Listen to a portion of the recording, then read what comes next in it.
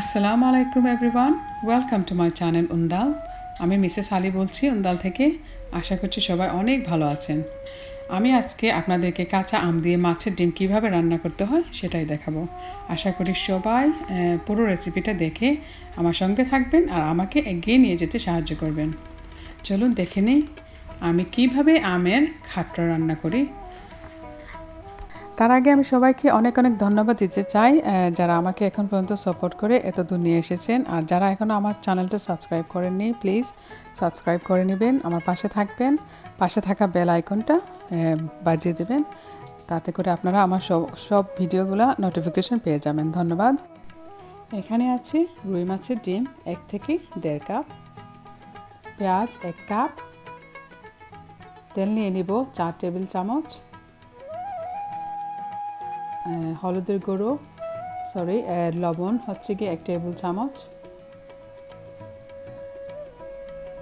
তারপর হলুদ নিয়ে নেব 1 চা চামচ,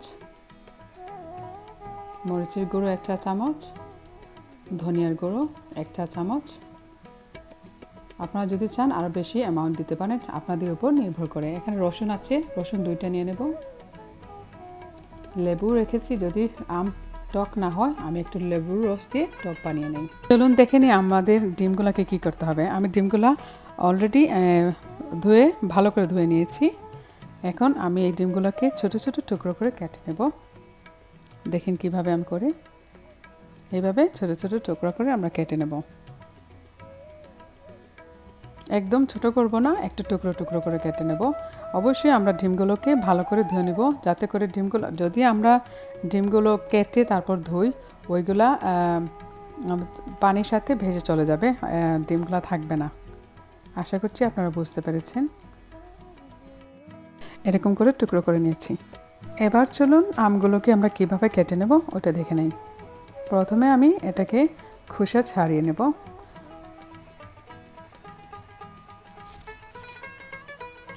দা দিয়েও কাটতে পারেন, ছুরি দিয়েও কাটতে পারেন। আমি এটা পটেটো পেলার ইউজ করেছি, তাতে করে খুব সহজভাবে আমরা খোসাগুলো ছাড়িয়ে নিতে পারি। এখন দেখুন আমি আমগুলোকে কেটে নিচ্ছি। আপনার ইচ্ছে কীভাবে কাটবেন, আমি এইভাবে করে কাটি, এরকম করে টুকরো করে। একটা আম থেকে ছোট ছোট আমগুলা, একটা আম থেকে আমি 6 টুকরা করে নিয়েছি।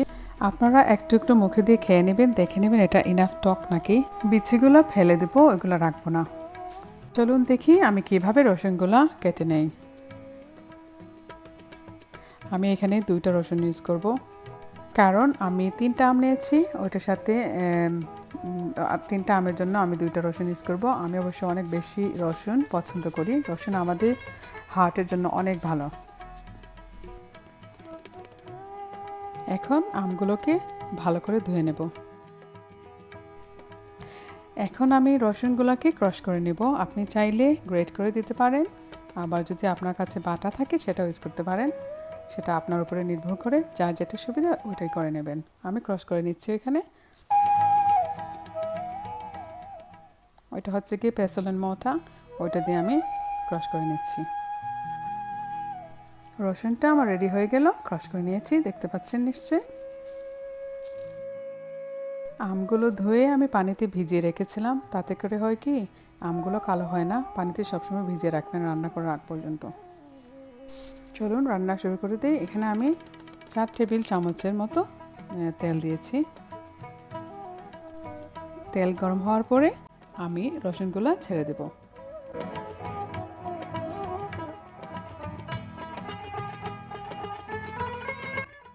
এবারে রসুনগুলো আমি একটু নেড়ে ছেড়ে দেবো। প্রায় 3 মিনিটের মতো এটাকে আমি ভেজে নেব। একদম ব্রাউন করব না, সাদার মতো থাকবে, বাট একটা ফ্লেভারটা বের হয়ে যখন আসবে তখন আমি বাকি ইনগ্রিডিয়েন্টসগুলো মিক্স করে নেব। মোটামুটি 3-4 মিনিট পরে আমি মনে করি আমার রসুন রেডি হয়ে গেল।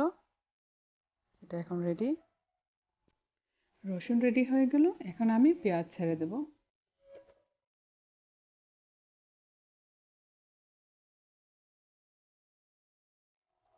তারপর নেড়ে ছেড়ে দিচ্ছি, রসুন আর পেঁয়াজ যাতে একসাথে মিশে যায় ভালো করে। প্রায় 3 মিনিটের মতো আমি ওটাকে নাড়াচাড়া করে নিয়েছি। এখন আমি হলুদ দিয়ে দিচ্ছি 1 চা চামচ। চাইলে আরও আপনি দিতে পারেন, কারণ এটা ডিপেন্ড করে আপনি কী ধরনের কালার পছন্দ করেন। এখানে মরিচের গুঁড়ো দিয়ে দিচ্ছি 1 চা চামচ, ধনিয়া পাউডার দিয়ে দিচ্ছি 1 চা চামচ, লবণ দিয়ে দিলাম 1 টেবিল চামচ। চুলাটা একদম কম আগুনে আছে। এখন নেড়েচেড়ে নেব, সবগুলো উপাদানগুলোকে একসাথে ভালো করে মিশিয়ে নেব। এর ফাঁক দিয়ে যদি মনে করেন আপনার আরেকটু মরিচের গুঁড়া দেওয়া প্রয়োজন, হলুদের গুঁড়া দেওয়া প্রয়োজন, এটা আপনার উপরে নির্ভর করে কী ধরনের ঝাল আর কী ধরনের কালার আপনি পছন্দ করেন। আমি হলুদ খাট্টা পছন্দ করি, আর ঝাল মরিচের গুঁড়ো একটু কমিয়ে দিয়ে কাঁচামরিচ দিয়ে দিই। একটু পরে সেটা দেখতে পারবেন।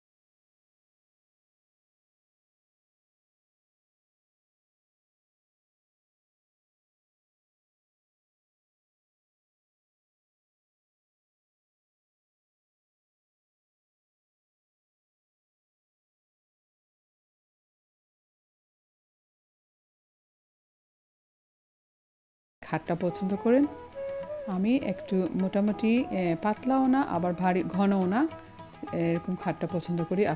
আপনি যদি পাতলা খাট্টা পছন্দ করেন তাহলে একটু বেশি করে পানি দিতে পারেন। আগুনটা হাই ফ্লেমে দিয়ে দিলাম। এখন আমি ঢেকে দিচ্ছি, বলক না আসা পর্যন্ত অপেক্ষা করব। বলক এসে গেছে, দেখতে পাচ্ছেন নিশ্চয়ই। প্রায় 10 মিনিট পর এটা বলক এসেছে। একটু নেড়েচেড়ে দিচ্ছি। দেখুন, পাতলাও না আবার ঘনও না, এরকম করে আমি রেখেছি। আমি চেক করে নেব আমটা একটু সিদ্ধ হয়েছে কিনা। পুরোপুরি সিদ্ধ না হলেও কিছুটা সিদ্ধ হওয়া দরকার, যেহেতু আমাদেরকে মাছের ডিমগুলো দিয়ে আরেকবার বলক আনতে হবে। আমাদেরকে খেয়াল রাখতে হবে আমটা যাতে পুরোপুরি সেদ্ধ না হয়, কারণ আমাদের ডিমগুলো দিয়ে আবার বলক আনতে হবে। এই ডিমের সাথে আরও আম সেদ্ধ হবে। আমার আমটা মোটামুটি সেদ্ধ হয়ে গেল। রুই মাছের ডিমগুলো দিয়ে দেব। এখন একটু আস্তে আস্তে নাড়াচাড়া করে দেব, যাতে করে সবগুলো উপাদান একসাথে মিশে যায়। আমাদের আমগুলো পুরোপুরি সেদ্ধ হয়নি, এখন মাছের ডিমের সাথে একসাথে হয়ে সেদ্ধ হয়ে যাবে।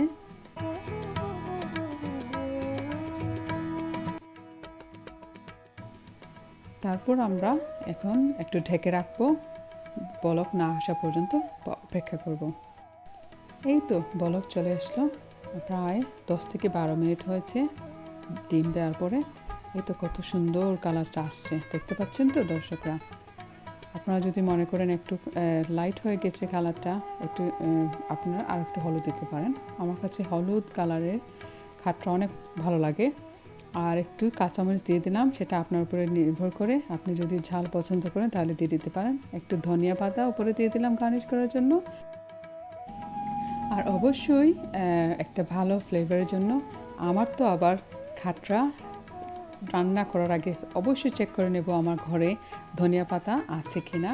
সেটা ছাড়া আমার খাটরাগুলো অসম্পূর্ণ থেকে যায়, সেজন্য আমি সবসময় চেক করে নিই ধনিয়া পাতা আছে কিনা।